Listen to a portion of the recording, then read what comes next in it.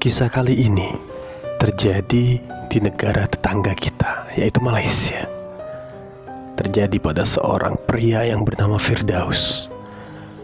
Kala itu Firdaus sedang berusia 13 tahun. Dia tinggal di Kuala Lipis, Pahang, Malaysia. Firdaus merupakan anak bungsu dari 5 bersaudara. Ayahnya adalah seorang polisi, sehingga berpindah-pindah rumah sudah menjadi kebiasaan mereka. Jarak antar jiran atau tetangga di kampung Firdaus cukup jauh. Apalagi WC-nya di sana adanya di luar rumah, yang jaraknya kurang lebih 10 meter dari rumahnya.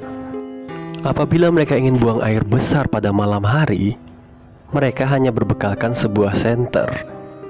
Mereka terbiasa dengan keadaan ini, sehingga mereka berani-berani saja. Seringkali mereka bercanda, "Hati-hati kalau kamu ke WC malam-malam, nanti ketemu hantu." Tapi mereka tidak mengindahkan itu, hanya anggap itu sebagai gurauan saja. Di sebelah rumah mereka tinggal seorang kakek tua dengan nama Tok Dalang. Bukan Tok Dalang yang Upin Ipin ya. Tok Dalang ini tinggal sendiri. Dia sangat senang dengan anak kecil. Kami sering main ke rumahnya. Sampai-sampai kami menganggap Tok Dalang ini seperti kakek kami sendiri. Kami juga sering menginap di tempat Tok Dalang. Tok Dalang ini hanya tinggal sendiri.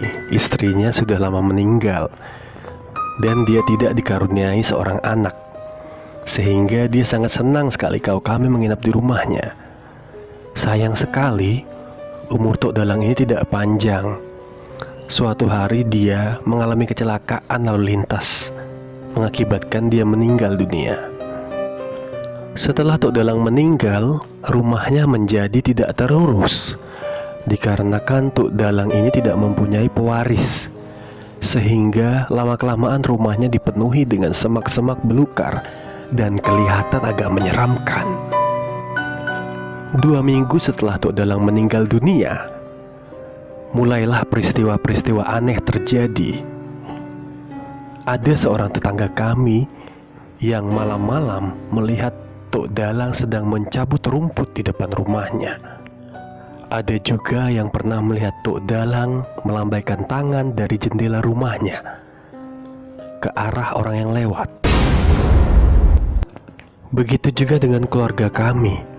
Seringkali ayah kami melihat di sebelah rumah lampunya hidup, dan juga kedengaran bunyi-bunyi yang aneh, seperti bunyi orang bertukang, bunyi orang mengerjakan pekerjaan rumah. Siapa juga yang mengerjakan pekerjaan rumah di dalam situ, dikarenakan rumahnya sudah kosong. Sampai suatu malam, Firdaus mengalami sendiri kejadian itu. Saat itu sudah pukul 11 malam. Firdaus perutnya terasa sakit. Dia sangat mules dan ingin buang air besar. Seketika Firdaus mengambil senter dan pergi ke WC yang ada 10 meter di depan rumahnya. Setelah dia buang air besar, Firdaus entah kenapa mencoba-coba untuk melihat rumah Tok Dalang. Dia mengarahkan senter ke dalam rumah Tok Dalang. Dia mencari ke kiri, dia mencari ke kanan. Namun tiba-tiba terdengar sayup-sayup suara yang memanggil nama Firdaus. Suara itu semakin besar, dan semakin dekat. Firdaus pun terkejut. Lalu dia mengarahkan senternya ke arah suara tersebut. Firdaus sangat terkejut.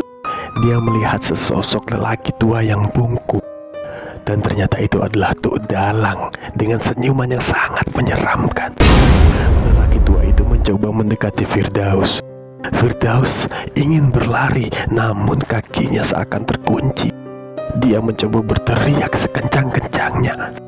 Sosok itu semakin mendekat. Dia semakin mendekati Firdaus. Kaki Firdaus tidak dapat bergerak. Setelah mendekati Firdaus, kemudian dia berkata, "Kenapa tidak tidur di rumah Ato? Ayo Firdaus, tidur di rumah Ato." Tiba-tiba Firdaus mendengar suara ayahnya dari belakang. Dia lalu berlari dan memeluk ayahnya. Dia menangis di pelukan ayahnya. Lalu seketika Firdaus melihat ke belakang, sosok yang menyerupai Tok Dalang itu sudah tidak ada di sana. Setelah kejadian malam itu, Firdaus menjadi demam 7 hari berturut-turut. Baru setelah itu ayah Firdaus membuat WC di dekat rumahnya agar kejadian itu tidak terulang lagi. Baru setelah Firdaus beranjak dewasa, dia mengetahui kabar yang sebenarnya. Ternyata pada saat kematian Tok Dalang, kematiannya agak susah. Dia susah untuk dikuburkan. Dan juga dengar-dengar lagi kalau Tok Dalang ternyata memelihara jin di dalam rumahnya. Namun apa yang sebenarnya terjadi, hanya Tuhan Yang Maha Esa yang mengetahui.